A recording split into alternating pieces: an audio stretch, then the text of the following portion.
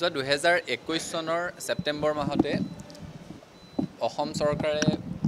তিনিজনীয়া মন্ত্ৰী গোট এটাৰ সৈতে সদৌ অসম ছাত্ৰ সন্থাৰ 3গৰাকী আৰু অসম চুক্তি ৰূপায়ণৰ বিভাগীয় বিষয়াসকলৰ সৈতে এখন উপসমিতি গঠন কৰি দিছিলে। অসম চুক্তিৰ প্ৰতিটো দফা সন্দৰ্ভত পুংখানুপুংখভাৱে আলোচনা কৰি সেই দফাসমূহ ৰূপায়ণৰ এক প্ৰতিবেদন দাখিল কৰিবৰ কাৰণে 5 লানি আলোচনা ইয়াৰ পূৰ্বে অনুষ্ঠিত হৈছিলে আৰু 2023 চনৰ জুলাই মাহত যেতিয়া শেষৰ আলোচনা অনুষ্ঠিত হৈছিলে সদৌ অসম ছাত্ৰ সন্থাই তেতিয়াই আমাৰ মত প্ৰকাশ কৰিছিলোঁ যে আমি প্ৰতিটো দফা সন্দৰ্ভত ছাত্ৰ সন্থাৰ যিখিনি ক'বলগীয়া আছে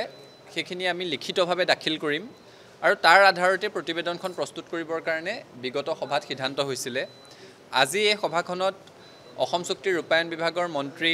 অতুল বৰা ডাঙৰীয়াৰ অধ্যক্ষতাত এই সভা অনুষ্ঠিত হয় আৰু এই সভাত সদৌ অসম ছাত্ৰ সন্থাই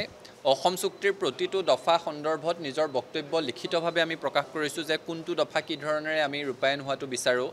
তাৰে ভিতৰত অসম চুক্তিৰ 6 নং দফা সন্দৰ্ভত ইতিমধ্যে বিপ্লৱ কুমাৰ শৰ্মা আয়োগে দাখিল কৰা প্ৰতিবেদনৰ ভিত্তিত অসম চৰকাৰৰ সৈতে ছাত্ৰ সন্থাৰ আলোচনা অনুষ্ঠিত হৈ আছে। আজিৰ সভাত সেই বৈঠকৰ অগ্ৰগতি সন্দৰ্ভতো তেওঁলোকে এক প্ৰতিবেদন আমাক অসম চুক্তি ৰূপায়ণ বিভাগে তেওঁলোকে আমাক দেখুৱায়। তাৰ সমান্তৰালভাৱে এটা অত্যন্ত গুৰুত্বপূৰ্ণ দফা অসম চুক্তিৰ 7 নং দফা। এই 7 নং দফাই অসমৰ জনসাধাৰণৰ জীৱন ধাৰণৰ মানদণ্ড উন্নত কৰাৰ সমান্তৰালভাৱে অসমৰ জনসাধাৰণক অৰ্থনৈতিকভাৱে কি ধৰণে উত্তৰণৰ বাটত লৈ যাব পাৰে আৰু ৰাষ্ট্ৰীয় শৈক্ষিক প্ৰতিষ্ঠান অসমত স্থাপনৰ ক্ষেত্ৰত আমাক যথেষ্ট সুযোগ প্ৰদান কৰিছে অসম চুক্তিৰ 7 নং দফাই। গতিকে আজিৰ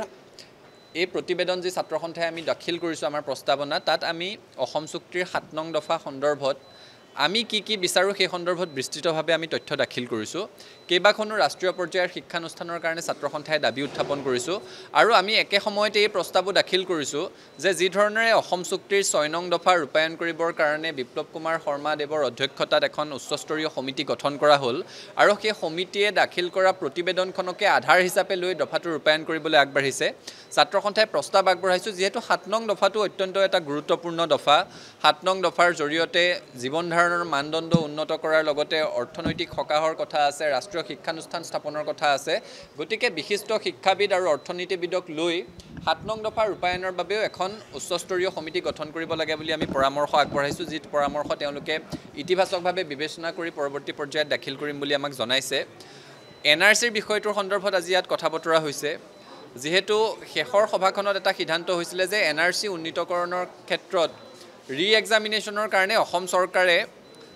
উচ্চতম ন্যায়ালয়ত আবেদন কৰিব বুলি আমাক কথা দিছিলে, কিন্তু ডিলিমিটেশ্যনৰ প্ৰচেছ সেইখিনি সময়ত চলি আছিল কাৰণে সমষ্টি পুনৰ নিৰ্ধাৰণ সম্পূৰ্ণ হোৱাৰ পিছতেই গোটেই কথাটো আগবঢ়াব বুলি সিদ্ধান্ত গ্ৰহণ কৰা হৈছিলে। এতিয়া সমষ্টি পুনৰ নিৰ্ধাৰণ হৈ গ'ল।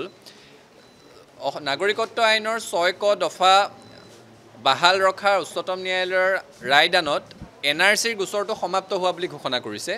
গতিকে সদৌ অসম ছাত্ৰ সন্থাই ইতিমধ্যে আমি যুঁজা চলাইছোঁ যে NRCৰ পুনৰীক্ষণৰ কাৰণে আমি সুকীয়াকৈ পুনৰ আবেদন দাখিল কৰিম। আমি আজি চৰকাৰক আহ্বান জনাইছোঁ যাতে অসম চৰকাৰেও NRCৰ পুনৰীক্ষণৰ কাৰণে তেওঁলোকে আবেদন দাখিল কৰে আৰু এই ক্ষেত্ৰতো তেওঁলোকে আলোচনা কৰি আমাক পৰৱৰ্তী পৰ্যায়ত জনাব বুলি কৈছে। আজি ছাত্ৰ সন্থাই আমি স্পষ্টভাৱে এটা কথা উল্লেখ কৰিছোঁ যে পৰৱৰ্তী আলোচনা যি অনুষ্ঠিত হ'ব এই উপসমিতিৰ, সেই পৰৱৰ্তী আলোচনাত প্ৰতিবেদন চূড়ান্ত হ'ব লাগিব। সেইকাৰণে ছাত্ৰ সন্থাৰ যিখিনি ক'বলগীয়া আছে আমি লিখিতভাৱে দি দিছোঁ। অহা 8 আগষ্ট তাৰিখে পুনৰ এই সমিতিৰ বৈঠক অনুষ্ঠিত হ'ব, সেইখন শেষৰখন বৈঠক আৰু সেই বৈঠকতে প্ৰতিবেদনখন চূড়ান্ত কৰি তাত স্বাক্ষৰ কৰা হ'ব। তাৰ সমান্তৰালভাৱে শ্বহীদসকলৰ স্মৃতিত এখন শ্বহীদ স্মাৰক উদ্যান তেওঁলোকে নিৰ্মাণ কৰি আছে আৰু এই ক্ষেত্ৰত শ্বহীদসকলৰ ফটো সংগ্ৰহ কৰি থকা হৈছে। সেইখিনি সময়ত বহু শ্বহীদৰ ফটো নাছিলে। যিসকল শ্বহীদৰ ফটো নাই তেওঁলোকৰ পৰিয়ালক সাক্ষাৎ কৰি কি ধৰণেৰে স্কেটছ অংকন কৰিব পাৰি এই সন্দৰ্ভত সদৌ অসম ছাত্ৰ সন্থাই ব্যাপকভাৱে তেওঁলোকৰ লগত যোগাযোগত আছোঁ।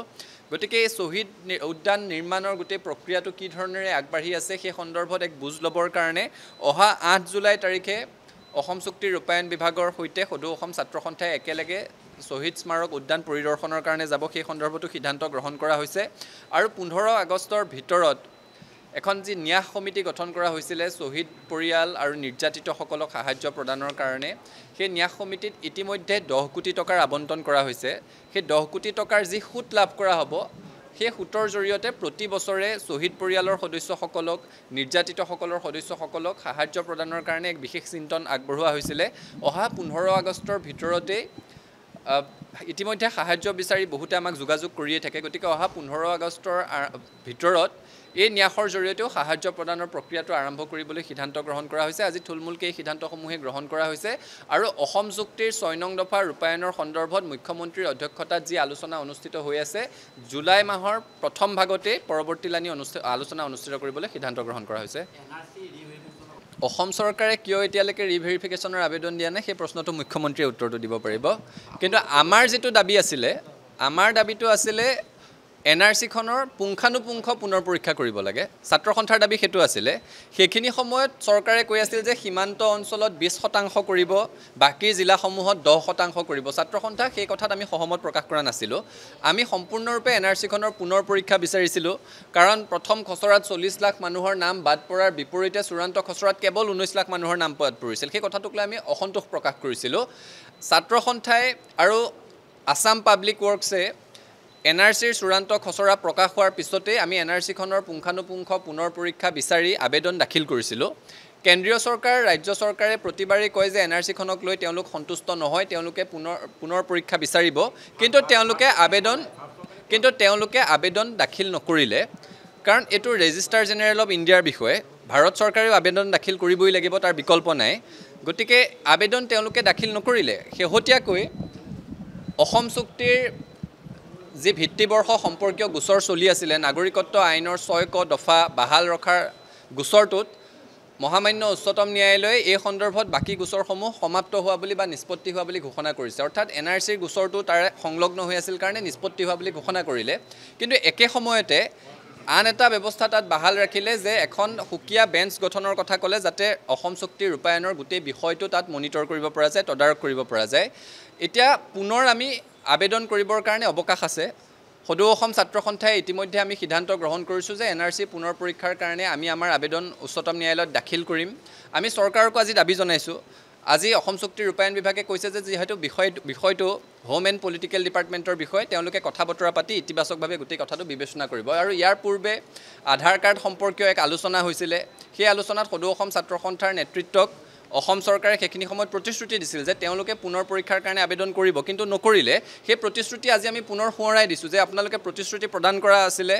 এতিয়া যেহেতু গোচৰটো নিষ্পত্তি হোৱা বুলি কৈছে পুনৰ এতিয়া ফ্ৰেছ পিটিশন দাখিল কৰিব লাগিব ছাত্ৰ সন্থাই এই সন্দৰ্ভত আমি সিদ্ধান্ত গ্ৰহণ কৰিছো চৰকাৰকো নিজৰ দায়িত্ব পালন কৰিবৰ কাৰণে আমি দাবী জনাইছো যিকোনো খবৰৰ বাবে যোগাযোগ কৰক 7099017330 লগতে 7099017110 নম্বৰত